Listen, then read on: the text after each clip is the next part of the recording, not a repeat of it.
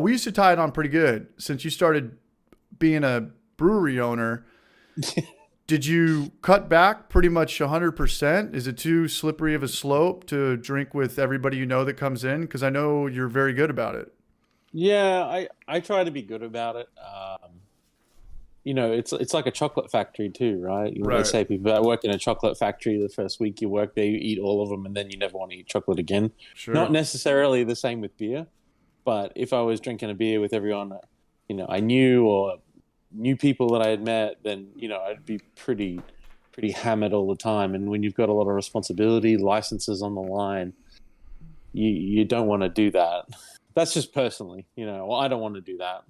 Good for I don't you. mind having a beer, but yeah, you run a business first, you have staff, and they're the first priority. If something goes wrong too in a brewery, you don't want to be hammered and being unable to fix it, and they figure out why couldn't you fix it? Well, because you were hammered. So yeah, I try to keep it.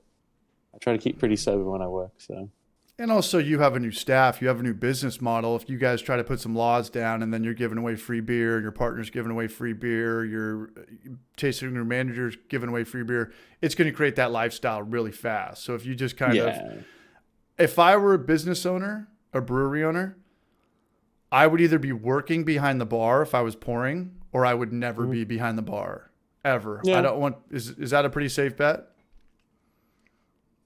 I guess it just depends on the brewery size that you're at. I used to be asked if I'd been every day since grand opening.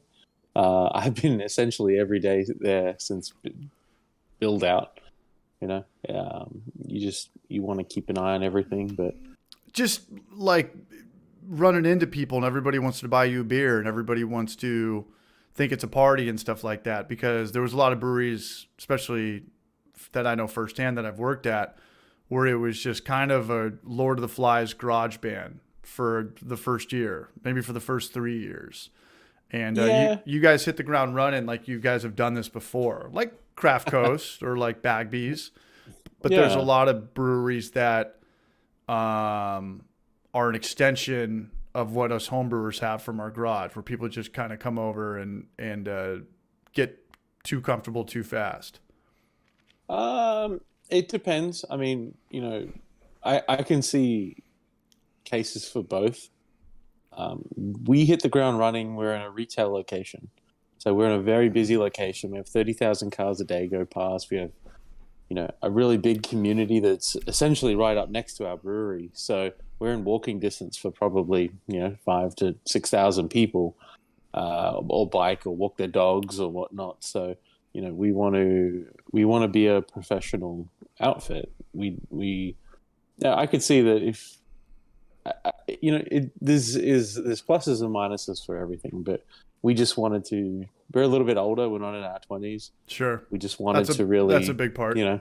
yeah, and both my business partner Joel and I, we come from a bit of a corporate world too. So although we like to have fun and, as tie one on every now and then, You understand liability. yeah, yeah, there's a lot more at stake these days to owning a brewery or owning anything that's related to alcohol. So, I'm getting trolled for the yeah. beanie.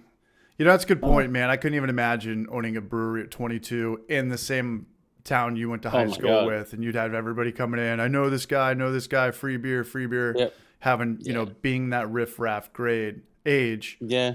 and then Oh having a yeah. thousand guys who are friends with you or think they're friends with you from high school. That sounds an absolute nightmare. So yeah, I mean, we're the same age. What? I'm 36, you're 36, 37.